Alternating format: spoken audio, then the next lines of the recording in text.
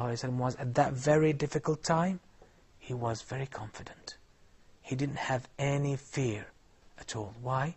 Because when the heart is so healthy, that is so much attached to Allah subhanahu wa ta'ala, you know, and you become aware of how powerful Allah is, how mighty Allah is, and you know, if Allah wants to save you, no one can touch you, no one can get you, no one can harm you, even in the slightest.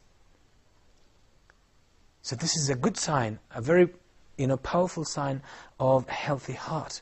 So when the heart is healthy, it's attached to Allah subhanahu wa ta'ala, it's aware of the attributes of Allah, you are so confident. Because everything in this world happens by the permission of Allah. If Allah says to it, no, it doesn't happen. Simply. So be with Allah and forget about everything else. You have nothing to worry about. And if Allah wrote something for you, it will happen. It will happen. No matter what you do, it will happen. So be content. Calm down and take it easy. Everything is in the hands of Allah. Put your trust in Allah, then everything happens to you. Even if it seems to be bad, it will be good. Because Allah says, I will be to my servant as he thinks of me. So whatever thought you have about Allah, Allah will respond in kind to you. Put your trust in Allah. Prove to Allah subhanahu wa ta'ala that you trust Him and that He's trustworthy. And He will give you everything good. You don't have to worry about anything else. And also speaking about the Muslims generally, the way the Prophet ﷺ used to stand up in prayer at night. Imagine, the Prophet ﷺ had all his sins forgiven, but still, at least for 4 or 5 hours a night, every night, the Prophet ﷺ would stand in prayer, reciting Qur'an, standing in humbleness before Allah subhanahu wa ta'ala, proving his dedication and his devotion to Allah. And that was actually the sweetest time the Prophet ﷺ had, when he stood before his Creator, speaking to Allah, conversing with Allah subhanahu wa ta'ala, praising Allah, thanking Allah subhanahu wa ta'ala, and calling upon Him, asking from Him. This is so beautiful. This is why when the Prophet ﷺ one day he was praying at night, and Aisha he got up in the middle of the night, he wanted to pray. So Aisha just held him. He said to her, Aisha, leave me. Let me worship my Lord. The Prophet ﷺ didn't want the beauty of this world. He said, leave me. Let me worship my Lord. This is my life. This is my life when I stand before Allah subhanahu wa ta'ala. And I pray before Him. And I humble myself before Him. I recite His own words. I converse with Allah privately. This is my life. Leave me. Leave me. Let me worship my Lord.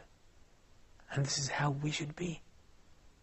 And this is the highest level of sweetness of Iman. Hopefully we will be able to get that. I know one of the early Muslims, after the Prophet ﷺ, his name was Abu Sulaiman ad-Darani.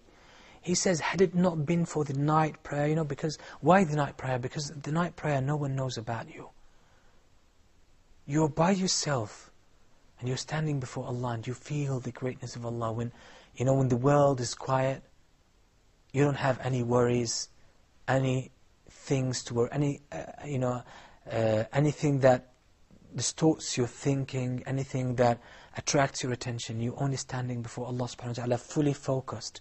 You're praying before Allah, you're thanking Allah, praising Him, and you're worshipping Him, and you're showing humbleness before Him. These are the sweetest moments for a heart that is healthy. This is real paradise on earth. So Abu Sulaiman ad-Darani said, had it not been for the night prayer, I would have no reason to stay in this world. I would have no interest and no hope and no will to stay in this world. He said, the only sweet thing in this world is to stand up in prayer at night before Allah subhanahu wa ta'ala. This is a tranquil heart. This is a peaceful heart. This is a healthy heart, full with the remembrance of Allah, full with the names and the attributes of Allah subhanahu wa ta'ala, being aware of them, thoughtful of them all the time. So he realized, once you realize the greatness of Allah subhanahu wa ta'ala, you realize how insignificant this world is, how worthless this world is. It means nothing. Because you realize the greatness of Allah subhanahu wa ta'ala, and you realize that this world really means nothing and carries no weight whatsoever. The real life is in the hereafter. So these are examples of hearts that have been nurtured, that have been cultivated very well. And also speaking about the Prophet ﷺ and his companions, imagine Uthman ibn Affan one day, he stood up to pray, and he wanted to pray one day the last rak'ah of witr, the final one. He stood in prayer, then he started with Surah Al-Baqarah. He started praying and started reciting Surah Al-Baqarah. And do you know what happened to him? He was taken, totally absorbed by the Qur'an. He forgot the whole world around him. And he remained in concentration until he recited the whole Qur'an, all of the Qur'an, from cover to cover, in that one rak'ah. He finished it. He was totally taken by that. He was totally absorbed in recitation, because his heart was alive. His heart was learning from the Qur'an, feeling, being purified more with the Qur'an, growing and nurtured with the Qur'an. So this is how we should try to be. These people were so happy from inside. No matter what happened, in the outer world, meant very little to them. As long as your heart is attached to Allah subhanahu wa ta'ala, they don't worry about anything. This is why one of the signs of a good heart and a healthy heart, that it's always waiting for the prayer to come. Because it wants to pray, it finds its peace and happiness in the prayer.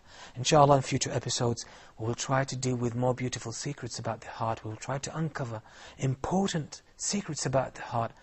So hopefully our hearts will grow and will improve and will be nurtured more and more. Until then, Assalamu alaikum wa rahmatullahi wa barakatuh.